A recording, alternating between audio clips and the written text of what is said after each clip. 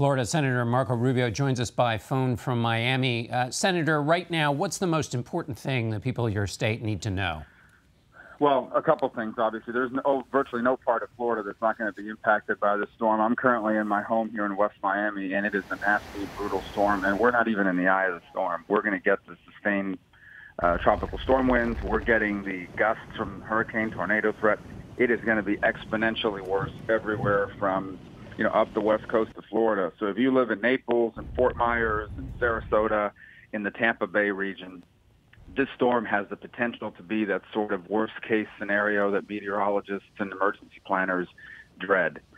Obviously, you got to listen to local officials at this point. But if you are in one of those storm surge areas, it is important for you. There's still a chance to get out to heed those warnings. This is not going to turn. It's not going anywhere else. It's coming in the next few hours. You're probably feeling the effects of it already.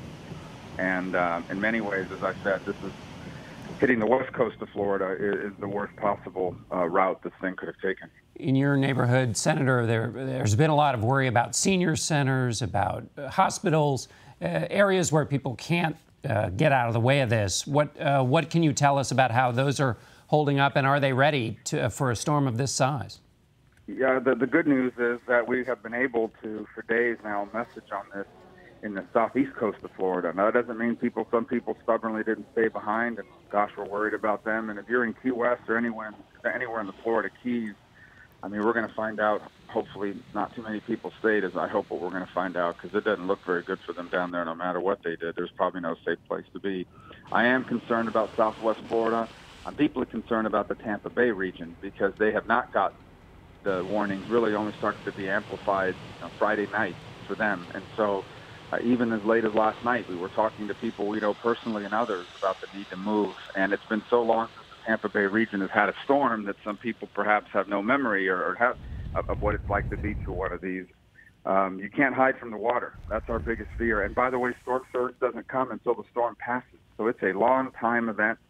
And we are concerned about it, but I know our local officials have been working hard to move people. The problem we have is there's nowhere to move. The whole state is being impacted by this. Senator, you and I have talked over the years about trust in government and people losing faith in their government. Do you see any of that? I mean, are people not taking things seriously because either because of crying wolf or because they've lost faith in voices of authority on these kinds of things?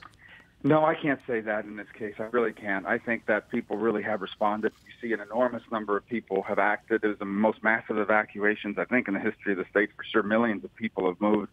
And I think coming in the aftermath of those images from Harvey, people have really jumped on it. So I think the bigger concern that we have is this is a very unique situation. The whole state is impacted. A lot of the relief efforts are being directed from places that now themselves are in the path of the storm. And we had a lot of people, for example, that left South Florida, that drove to Orlando, they're in Tampa, or who are now figuring out, maybe I need to go back to Miami or something, or Fort Lauderdale or Palm Beach. This is no time to be on the road.